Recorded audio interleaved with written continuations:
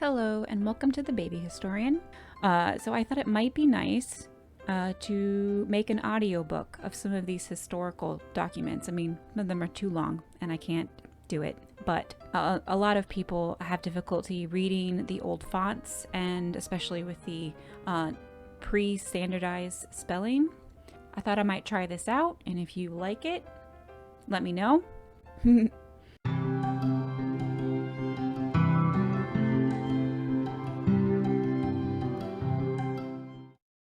An Essay upon Nursing and the Management of Children from Their Birth to 3 Years of Age by a Physician. It's William Cadogan.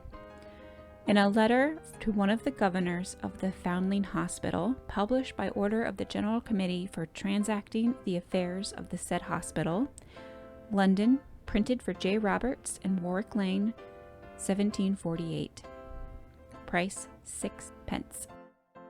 Sir, it is with great pleasure I see at last the preservation of children become the care of men of sense. It is certainly a matter that well deserves their attention, and, I doubt not, the public will soon find the good and great effects of it. The Foundling Hospital may be of more use to the world than was perhaps at first imagined by the promoters of it. It will be a means not only of preventing the murder of many, but of saving more, by introducing a more reasonable and more natural method of nursing. In my opinion, this business has been too long fatally left to the management of women, who cannot be supposed to have proper knowledge to fit them for such a task, notwithstanding they look upon it to be their own province. What I mean is a philosophic knowledge of nature, to be acquired only by learned observation and experience, and which, therefore, the unlearned must be incapable of. They may presume upon the examples and transmitted customs of their great-grandmothers, who were taught by the physicians of their unenlightened days, when physicians, as appears by late discoveries, were mistaken in many things, being led away by hypothetical reasonings to entertain very wild conceits, in which they were greatly bewildered themselves, and misled others to believe. I know not what strange, unaccountable powers in certain herbs, roots, and drugs, and also in some superstitious practices and ceremonies.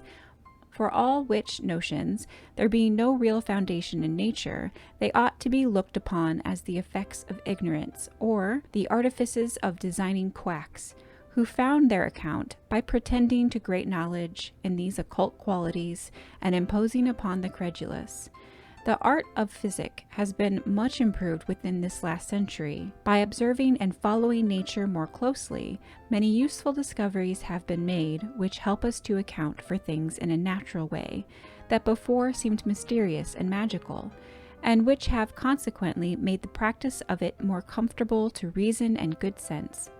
This being the case, there is great room to fear that those nurses who yet retain many of these traditional prejudices are capitally mistaken in their management of children in general, and, fancying that nature has left a great deal to their skill and contrivance, often do much harm where they intend to do good.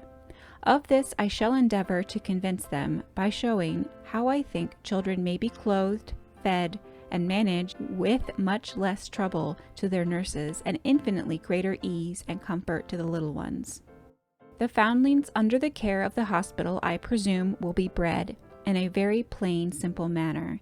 They will therefore infallibly have more health, beauty, strength, and spirits. I might add understanding too, as the faculties of mind are well known to depend upon the organs of the body, so that when these are in good order, the thinking part is most alert and active. The contrary, when they are disturbed or diseased. When these advantages appear in favor of children so brought up, as I am confident in time they will, it may serve to convince most nurses, aunts, grandmothers, etc., how much they have hitherto been in the wrong, what mischief is done to children, and what multitudes are destroyed or spoiled, as well as by cramming them with cakes, sweetmeats, etc., till they foul their blood, choke their vessels, pall the appetite, and ruin every faculty of their bodies, as by cockering and indulging them to the utter perversion of their naturally good temper, till they become quite forward and indocile. When a man takes upon him to contradict received opinions and prejudices, sanctified by time, it is expected he should bring valid proof of what he advances. The truth of what I say, that the treatment of children in general is wrong, unreasonable, and unnatural, will in great measure appear, if we but consider what a puny, valetudinary race most of our people of condition are, chiefly owing to bad nursing and bad habits contracted early. But let anyone who would be fully convinced of this matter look over the bills of mortality. There he may observe that almost half the number of those who fill up that black list die under 5 years of age, so that half of the people that come into the world go out of it again before they become of the least use to it or themselves. To me, this seems to deserve serious consideration, and yet I cannot find that any one man of sense and public spirit has ever attended to it at all, notwithstanding the maxim in everyone's mouth, that a multitude of inhabitants is the greatest strength and the best support of a commonwealth.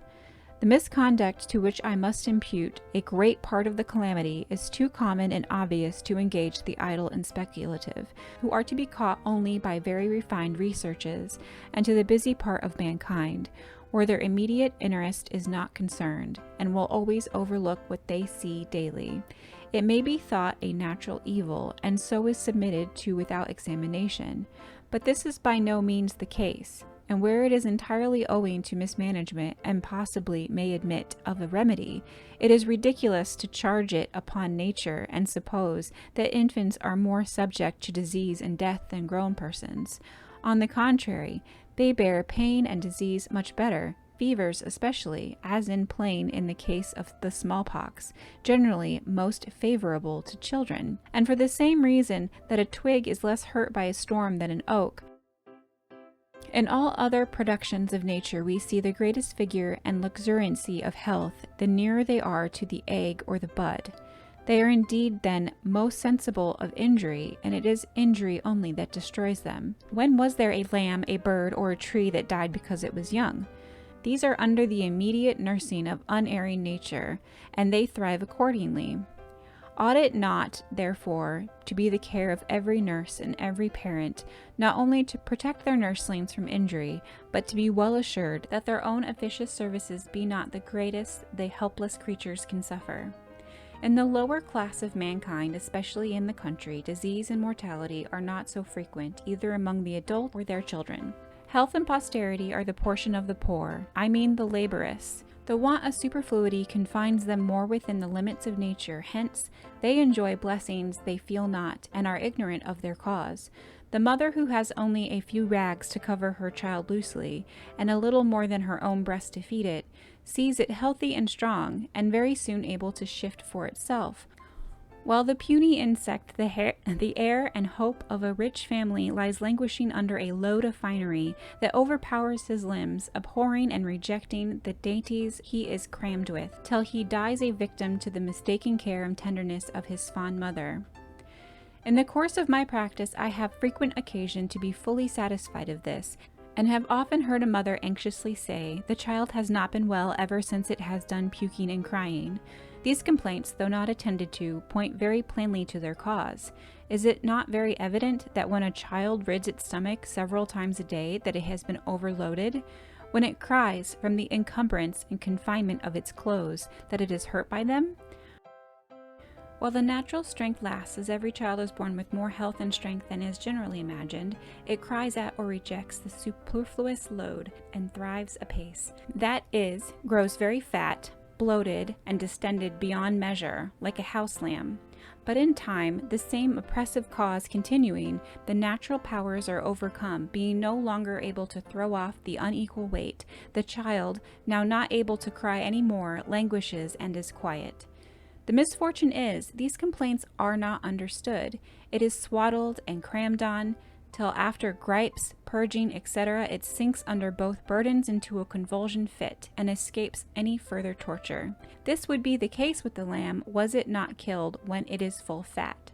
That the present method of nursing is wrong, one would think needed no other proof than the frequent miscarriages attending it, the death of many, and the ill health of those that survive. But the persuading you of it may be a needless task. If you have ever thought about it, I doubt, but you are already convinced it is so. However, since you desire my sentiments upon the subject, taking it for granted, you think with me that most of our nurses are got into a wrong method, I will endeavor, in as few words as possible, to tell you what I think a right one. You perceive, sir, by the hints I have already dropped, what I am going to complain of is that children in general are overclothed and overfed, and fed and clothed improperly. To these causes I impute almost all of their diseases. But to be a little more explicit, the first great mistake is that they think a newborn infant cannot be kept too warm.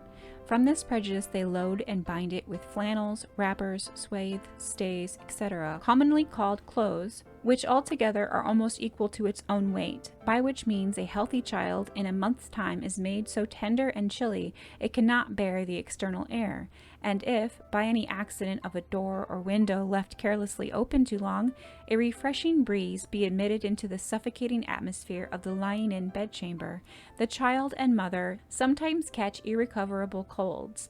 But what is worse than this, at the end of the month, if things go on apparently well, this hotbed plant is sent out into the country to be reared in a leaky house that lets wind and rain from every quarter. Is it any wonder the child never thrives afterwards? The truth is, a newborn child cannot well be too cool and loose in its dress. It wants less clothing than a grown person in proportion, because it is naturally warmer, as appears by the thermometer, and would therefore bear the cold of a winter's night much better than any adult person whatever.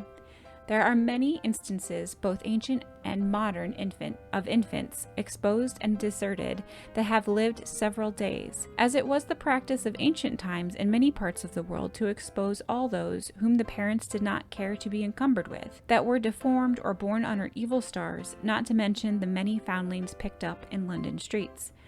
These instances may serve to show that nature has made children able to bear even great hardships before they are made weak and sickly by their mistaken nurses. But besides the mischief arising from the weight and heat of these swaddling clothes, they are put on so tight, and the child is so cramped by them, that its bowels have not room, nor the limbs any liberty, to act and exert themselves in the free, easy manner they ought.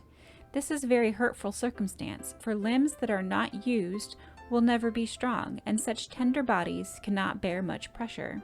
The circulation restrained by the compression of any one part must produce unnatural swellings in some other, especially as the fibers of infants are so easily distended, to which doubtless are owing the many distortions and deformities we meet with everywhere, chiefly among women, who suffer more in this particular than the men. I would recommend the following dress: a little flannel waistcoat without sleeves, made to fit the body and tie loosely behind, to which there should be a petticoat sewed, and over this a kind of gown of the same material or any other that is light, thin, and flimsy. The petticoat should not be quite so long as the child, but the gown a few inches longer, with one cap only on the head, which may be made double if it thought not warm enough. What I mean is that the whole coiffure should be so contrived that it might be put on at once, and neither bind nor press the head at all. The linen as usual. I think this would be abundantly sufficient for the day, laying aside all those swathes, bandages, stays, and contrivances that are most ridiculously used to clothe and keep the head in its place, and to support the body, as if nature, exact nature, had produced her chief work, a human creature so carelessly unfinished as to want those idle aids to make it perfect.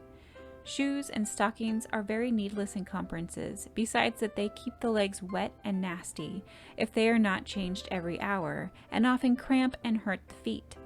A child would stand firmer and learn to walk much sooner without them. I think they cannot be necessary till it runs out in the dirt. There should be a thin flannel shirt for the night, which ought to be in every way quite loose. Children, by this simple, pleasant dress, which may be readily put on and off without teasing them, would find themselves perfectly easy and happy, enjoying the free use of their limbs and faculties, which they would very soon begin to employ when they are thus left at liberty. I would have them put into it as soon as they are born and continued in till they are 3 years old, when it may be exchanged for any other more genteel and fashionable. Though I would wish it was not the custom to wear stays at all, not because I see no beauty in the sugar loaf shape, but that I am apprehensive it is often procured at the expense of the health and strength of the body. There is an odd notion enough entertained about change and the keeping of children clean. Some imagine that clean linen and fresh clothes draw and rob them of their nourishing juices. I cannot see that they do anything more than imbibe a little of what moisture their bodies exhale. Were it as supposed, it would be of service to them, since they are always too abundantly supplied, and therefore I think they cannot be changed too often, and would have them clean every day, as it would free them from stinks and sourness, which are not only offensive, but very prejudicial to this tender state of infancy. The feeding of children properly is of much greater importance to them than their clothing.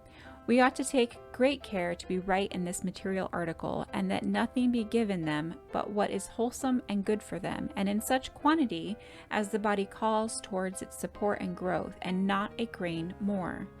Let us consider what nature directs in the case. If we allow nature instead of leading or driving it, we cannot err. In the business of nursing as well as physic, art is ever destructive, if it does not exactly copy its original. When a child is first born, there seems to be no provision at all made for it, for the mother's milk seldomly comes till the 3rd day, so that according to nature a child would be left a day and a half or 2 days without any food, to me, is very sufficient proof that it wants none. It is born full of blood, full of excrements, its appetites not awake nor its senses opened, and requires this intermediate time of abstinence and rest to compose and recover the struggle of the birth and to the change of circulation, the blood running into new channels, which always put it into a little fever. However extraordinary this may appear, I am sure it is better were it not fed at all, for it sleeps almost the whole time, and when the milk is ready for it, would be hungry, and suck with more eagerness, which is often necessary, for it seldom comes freely at first. At least I would prevail thus far, the child not be wakened out of its sleep to be fed, as is commonly done. This is the constant course of nature, which is very little attended to and never followed. The general practice is, as soon as the child is born, to cram a dab of butter and sugar down its throat, a little oil, panada, caudle, or some such unwholesome mess, so that they set out wrong, and the child stands a fair chance of being made sick from the first hour. It is the custom of some to give a little roast pig to an infant, which it seems is to cure it of all its mother's longings. I wish these matters were a little more inquired into, for the honor of the sex, to which many imperfections of this kind are imputed, which I am sure it does not lie under. When a child sucks its own mother, which, with very few exceptions, should be the best for every child and every mother, nature has provided with it such wholesome and suitable nourishment. Supposing her a temperate woman that makes some use of her limbs, it can hardly do amiss. The mother would likewise, in most hysterical nervous cases, establish her own health by it, though she were weak and sickly before, as well as that of her offspring. For these reasons, I could wish that every woman that is able, whose fountains are not greatly disturbed or tainted, would give suck to her child. I am sure that forcing back the milk, which most young women must have in great abundance, may be of fatal consequence. Sometimes it endangers life, and often lays the foundation of many incurable diseases. The reasons that are given for this practice are very frivolous, and drawn from false premises, that some women are too weak to bear such a drain. This would rob them of their own nourishment. This is a very mistaken notion, for the first general cause of most people's diseases is, not want of nourishment, as is here imagined, but too great a fullness and redundancy of humors. Good at first, but being more than the body can employ or consume, the whole mass becomes corrupt, and produces many diseases. This is confirmed by the general practice of physicians, who make holes in the skin, perpetual blisters, issues, etc., to let out the superfluity. I would therefore leave it to be considered whether the throwing back such a load of humor as woman's first milk be most likely to mend her constitution or to make her complaints irremediable. The mother's first milk is purgative and cleanses the child of its long-hoarded excrement. No child therefore can be deprived of it without manifest injury. By degrees, it changes its property, becomes less purgative and more nourishing, and is the best and only food the child likes, or ought to have for some time. If I could prevail, no child should ever be crammed with any unnatural mixture till the provision of nature was ready for it, nor afterwards fed with any ungenial alien diet whatever, for the first 3 months. For it is not well able to digest and assimilate other aliments sooner. There is usually milk enough with the first child, sometimes more than it can take. It is poured forth from an exuberant, overflowing urn by a bountiful hand that never provides sparingly. The call of nature should be waited for to feed it with anything more substantial, and the appetite ever precede the food, not only with regard to daily meals, but those changes of diet which opening, increasing life requires. But this is never done in either case, which is one of the greatest mistakes of all nurses. Thus far nature, if she is not interrupted, will do the whole business perfectly well, and there seems to be nothing left for a nurse to do but to keep the child clean and sweet, and to tumble and toss it about a good deal, play with it, and keep it in good humor. But now the child, when it is about 3 months old, requires more solid sustenance. We are to inquire what and how much is most proper to give it. We may be well assured that there is a great mistake in either the quantity or quality of children's food, or both, as is usually given them, because they are made sick by it. As to quantity, there is the most ridiculous error in the common practice, for it is generally supposed that whenever a child cries, it wants victuals, and is accordingly fed 10, 12, or more times in a day and night. This is so obvious a misapprehension that I am surprised it should ever prevail. If a child's wants and motions be diligently and judiciously attended to, it will be found that it never cries but from pain. Now the first sensations of hunger are not attended with pain.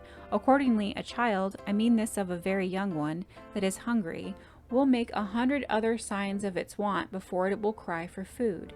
If it be healthy and quite easy in its dress, it will hardly ever cry at all.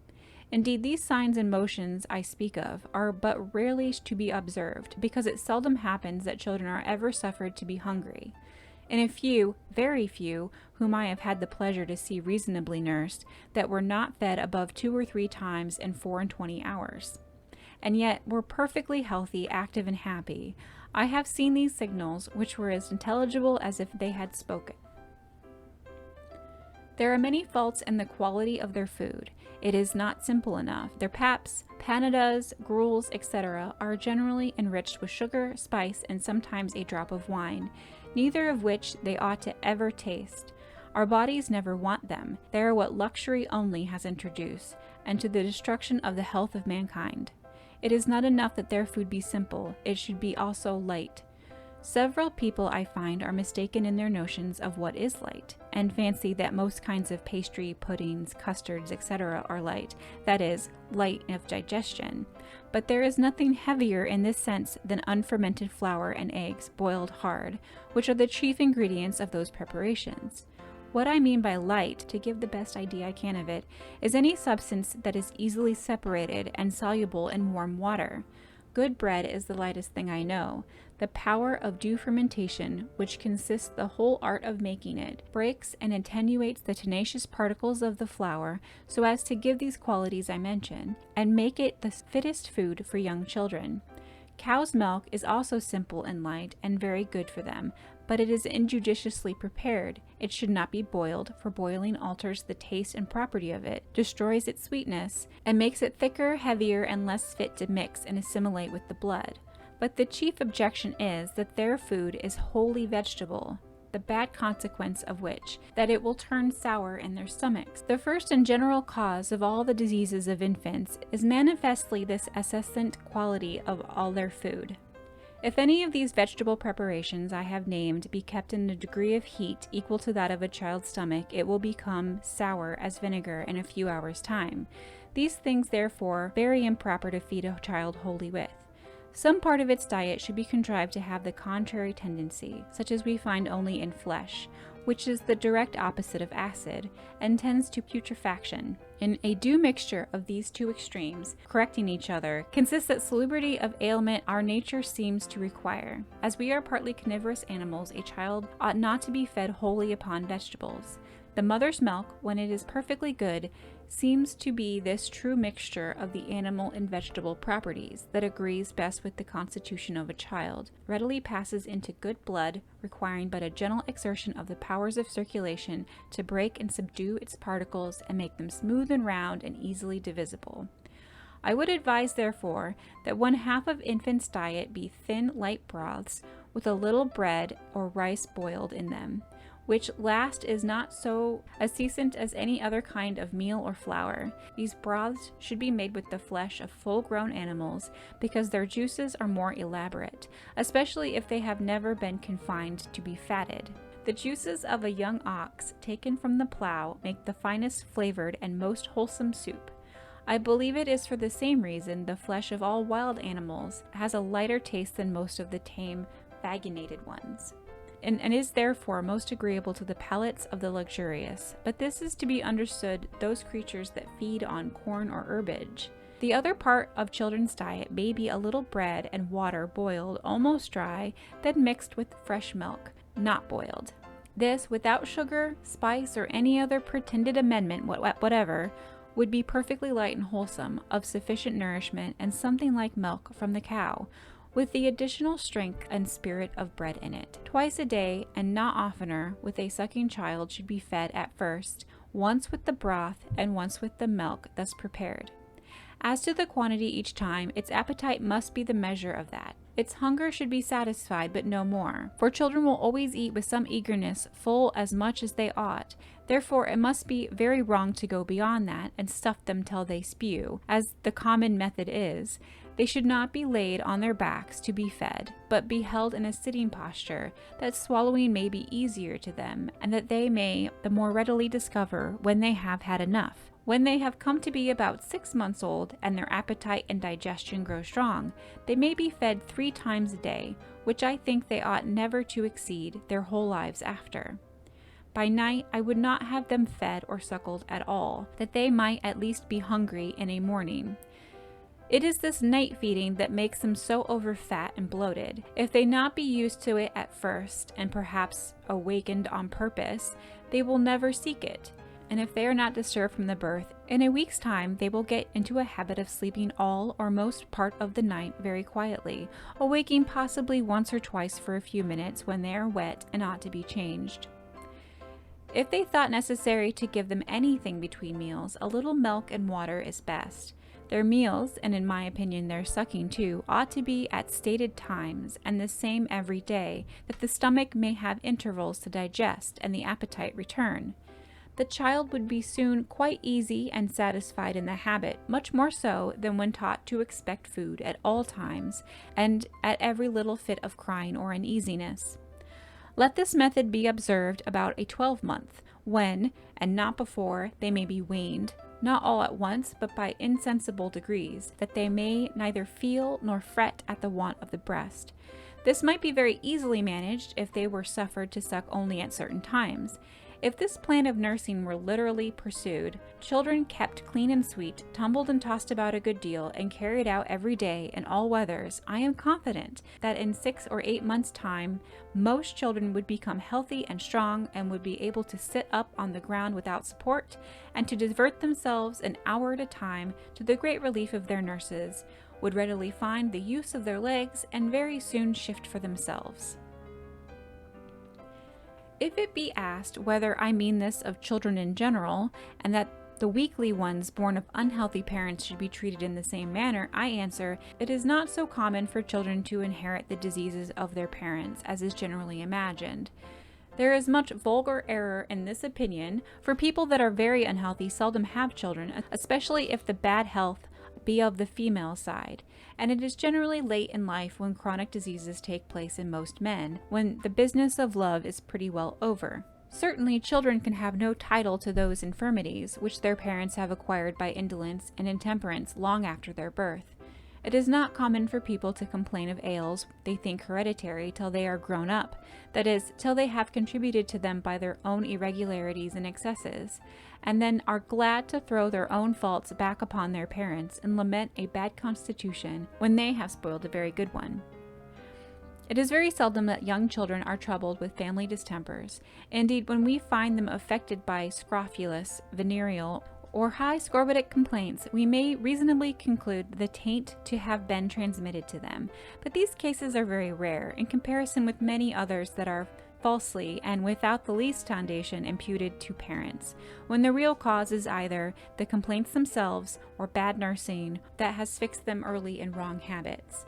In one sense, many diseases may be said to be hereditary, perhaps all those of male formation, by which I mean not only deformity and distortion, but all those cases where the fibers and vessels of one part are weaker in proportion than the rest, so that upon any strain of the body, whether of debauch or too violent exercise, the weak part fails first and disorders the whole. Thus complaints may be produced similar to those of the parent, owing in some measure to the similitude of parts, which possibly is inherited, like the features of the face. But yet these diseases might never have appeared but for the immediate acting cause, the violence done to the body. Most distempers have two causes: the one, a particular state of the solids and fluids in the body, which dispose it to receive certain infections and impulses; the other, the infection or impulse itself. That though this predisponent state or habit of the body be heritable, yet the diseases incident to these wretched airs may be avoided by preventing the active cause, which may be done in many cases by a due attention to the non-naturals, as they are called, in plainer words, by a regular temperate life, in children by good nursing. Therefore I conclude that instead of indulging and enfeebling yet more by the common methods children so unhappily born, that which I am recommending, together with the wholesome milk of a healthy nurse, is the best, the only means to remedy the evil, and by which alone they may by degrees be made healthy and strong. And thus, in a generation or two of reasonable, temperate persons, every taint and infirmity whatever, the king's evil, the madness not expected, would be totally wore out. The plain natural plan I have laid down is never followed because most mothers of any condition either cannot or will not undertake the troublesome task of suckling their own children, which is troublesome only for want of proper method. Were it rightly managed, there would be much more pleasure in it. To every woman that can prevail upon herself to give up a little of the beauty of her breast to feed her offspring, there would be no fear of offending the husband's ears with the noise of the squalling brat. The child, was it nursed in this way, would always be quiet, in good humor, ever playing, laughing, or sleeping. In my opinion, a man of sense cannot have a prettier rattle, for rattles he must have, one kind or other, than such a young child. I am quite at a loss to account for the general practice of sending infants out of doors to be suckled or dry nursed by another woman, who has not so much understanding, nor can have so much affection for it, as the parents. And how it comes to pass that people of good sense and easy circumstances will not give themselves the pains to watch over the health and welfare of their children, that possibly would take much more with a shrub or a flower, especially as the love of posterity is so natural to mankind. I would earnestly recommend it to every father to have his child nurse under his own eye, to make use of his own reason and sense in superintending and directing the management of it, not suffer it to be made one of the mysteries of the bonne due, from which men are to be excluded. I would advise every mother that can, for her own sake as well as her child's, to suckle it. If she be a healthy woman, it will confirm her health. If weakly, in most cases it will restore her. It need be no confinement to her or abridgment of her time. 4 times in 24 hours will be often enough to give it suck, letting it have as much as it will take out of both breasts each time. It may be fed and dressed by some handy reasonable servant that will submit to be directed, whom likewise it may sleep with. No other woman's milk can be so good for her child, and dry nursing I look upon to be the most unnatural and dangerous method of all, and, according to my observation, not 1 in 3 survives it. To breed a child in this artificial manner requires more knowledge of nature and the animal economy than the best nurse ever was mistress of. as well as more care and attention than is generally bestowed on children, the skill of a good physician would be necessary to manage it rightly. I believe there is not the least color of objection to any part of the management of that most useful and excellent charity, as far as it depends upon the directors of it. Sending the children out to the country nurses, under the care of inspectors, is undoubtedly the best method they could take. But how far these nurses and their inspectors, who, I suppose, are to be some good gentlewomen in their neighborhood, may be persuaded out of their old forms to treat their nurslings a little more reasonably, is a matter of much doubt. I fear they will be too tenacious in their prejudices, as well as opinionated of their skill, to be easily convinced that they are in the wrong, and who shall undertake the talk? However, I despair not of seeing a reformation one day or other, and to contribute to it as much as lies in my power, I will give you my opinion as to those precautions necessary to be taken in the choice of these nurses, and likewise a few reasons why the children entrusted to their care should be treated somewhat differently from those who are nursed in a more natural way, and to suck their own mothers. I make no doubt, but great care is taken, that the nurses recommended to the hospital be clean and healthy women. But this is not enough. The preference should be given to the middle-aged, because they will have more milk than the very young, and more and better than the old. This is a material consideration, as I suppose they have each their own child to suckle besides. Those between 20 and 30 are certainly of the best age. But what I think is the utmost consequence is, that in regard should be had to the time of their lying in, and those procured, if possible, who have not been brought to bed above 2 or 3 months. The reason is this, that nature intending a child should suck about a 12-month, the milk seldom continues good much longer. About that time, women in general, though they give suck, are apt to breed again. Some indeed, that are very sanguine, will breed sooner.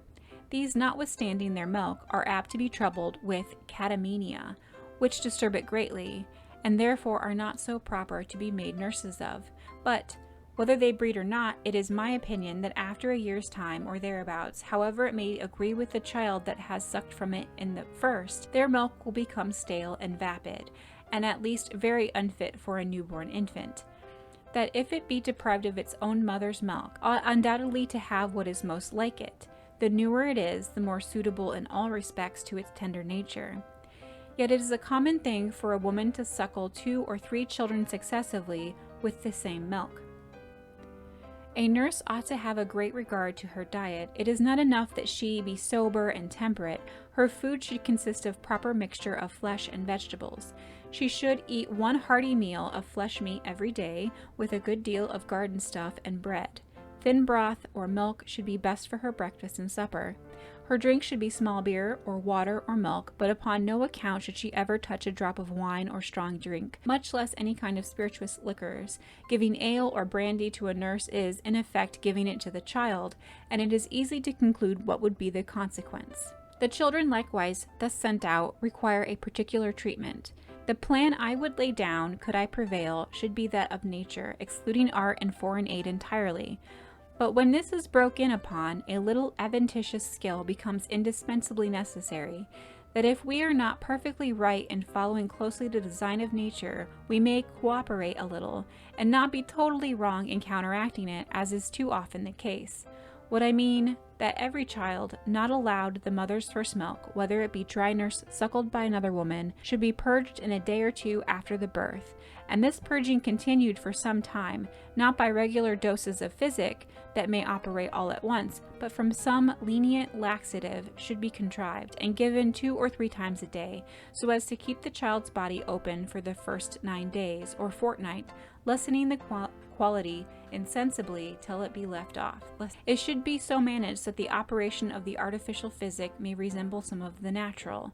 This is so material, for want of it, most children within the first month break out in pimples all over. The nurses call it the red gum, and look upon it to be a natural thing, and that the children will be unhealthy that have it not. So indeed they will be in all likelihood, and it is better that these foulnesses, which become acrid and hot by remaining too long in the body, should be discharged through the skin than not at all.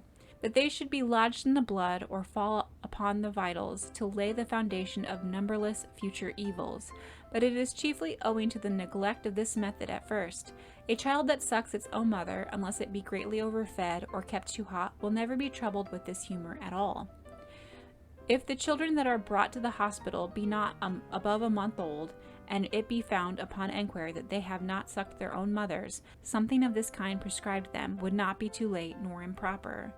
The following form may be used: take manna, pulp of cassia, and each a ½ ounce, dissolve them in about 3 ounces of thin broth. Let the child take 2 spoonfuls 3 times a day, varying the quantity according to the effect, which at first ought to be 3 or 4 stools in every 24 hours. Orders should be given these nurses to keep the child awake by day as long as they are disposed to be so, and to amuse and keep them in good humor all they can, not to lull or rock them to sleep, or to continue their sleep too long, which is only done to save their own time and trouble, to the great detriment of the children's health, spirits, and understanding. With regard to feeding them, it is not likely they should have milk enough to support 2, their own and the hospital child. It is best they should begin immediately according to the method I have recommended, if they or their inspectors can be persuaded to think it right, which, however, I would not have understood it so strictly, but it might be sometimes a little varied, preserving only the intention.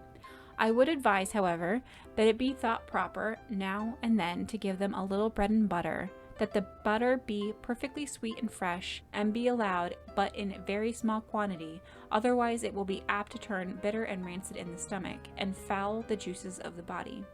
A child might be allowed any kind of mellow fruit, either raw, stewed, or baked, roots of all sorts, and the produce of the kitchen garden.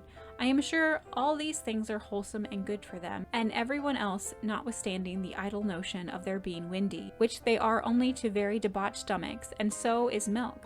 But no man's blood wants the cleansing, refreshing power of milk more than his, whose stomach, used to inflammatory things of high relish, will not bear the first chill of it. To children, all this kind of food taken in moderation is perfectly grateful and salutary.